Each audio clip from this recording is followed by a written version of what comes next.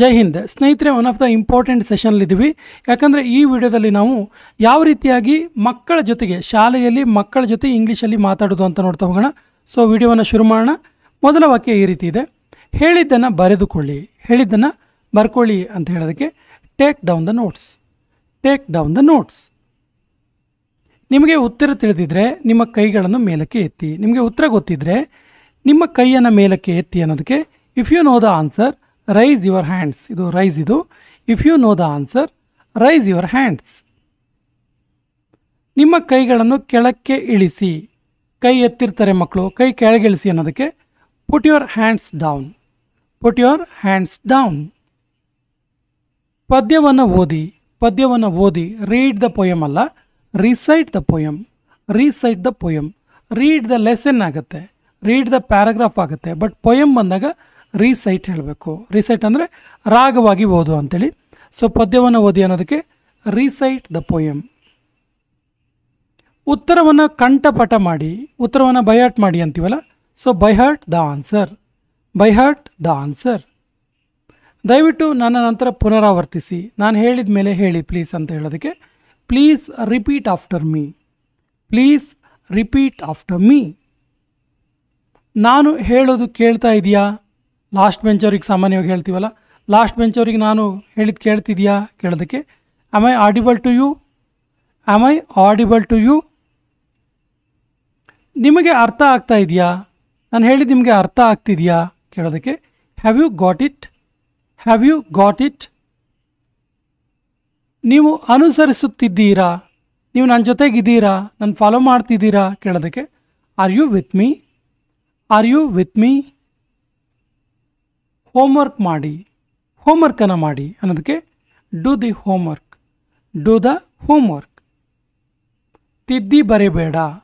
ಬರೆದಿದ್ರ ಮೇಲೆ ಬರಿಬೇಡ ಅನ್ನೋದಕ್ಕೆ don't overwrite. Don't overwrite. Cut ಹಾಕಬೇಡಿ ಅಥವಾ ಹೊಡೆದು ಹಾಕಬೇಡಿ. ಬರೆದಿದ್ದನ್ನು ಹೊಡೆದು ಹಾಕಬೇಡಿ ಅನ್ನೋದಕ್ಕೆ don't strike out. Don't strike out. ಸರಿಯಾಗಿ ಕೂತ್ಕೊಳ್ಳಿ. ಸರಿಯಾಗಿ ಕೂತ್ಕೊಳ್ಳಿ. Sit properly. Sit properly. ನೇರವಾಗಿ ಕೂತ್ಕೊಳ್ಳಿ. ನೇರವಾಗಿ ಕೂತ್ಕೊಳ್ಳಿ.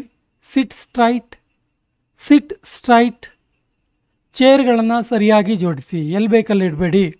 ಚೇರ್ಗಳನ್ನು ಸರಿಯಾಗಿ ಜೋಡಿಸಿ ಅನ್ನೋದಕ್ಕೆ arrange the chairs properly. Arrange the chairs properly.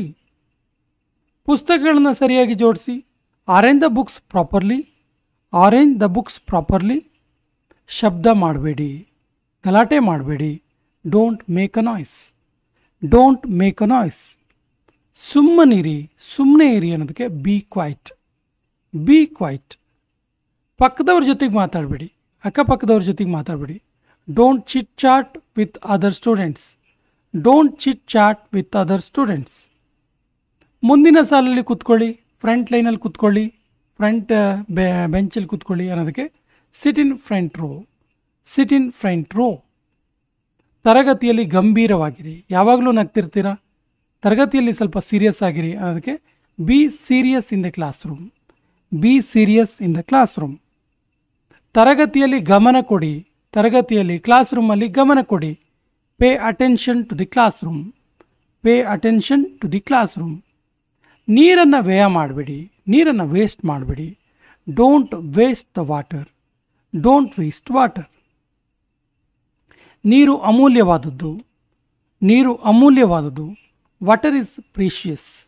Water is precious. ನೀರನ್ನು ಉಳಿಸಿ. Save water. Save water. ಅಲ್ಲಿ ಇಲ್ಲಿ ಓಡಬೇಡ. ಅಲ್ಲಿ ಇಲ್ಲಿ ಓಡಬೇಡ. Don't run here and there. Don't run here and there. ನಿಧಾನವಾಗಿ ಬರೀರಿ. ಸ್ಲೋ ಆಗಿ ಬರೀರಿ ಅಂತೀವಲ್ಲ, ಇದು ಕೊನೆಯ ವಾಕ್ಯ. ಇದಕ್ಕೆ ಸರಿಯಾದ ಇಂಗ್ಲೀಷ್ ವಾಕ್ಯವನ್ನು ಕಮೆಂಟ್ ಬಾಕ್ಸಲ್ಲಿ ಕಮೆಂಟ್ ಮಾಡಿ. ಮತ್ತು ನಮ್ಮ ಚಾನಲ್ ಮೊದಲ ಬಾರಿಗೆ ನೋಡ್ತಾ ಇದ್ದರೆ ಸಬ್ಸ್ಕ್ರೈಬ್ ಮಾಡೋಕ್ಕೆ ಮರಿಬೇಡಿ ಅಂತ ಹೇಳ್ತಾ ಇವತ್ತಿನ ಸೆಷನ್ ಕಂಪ್ಲೀಟ್ ಮಾಡ್ತಾ ಇದ್ದೀವಿ. ಜೈ ಹಿಂದ್.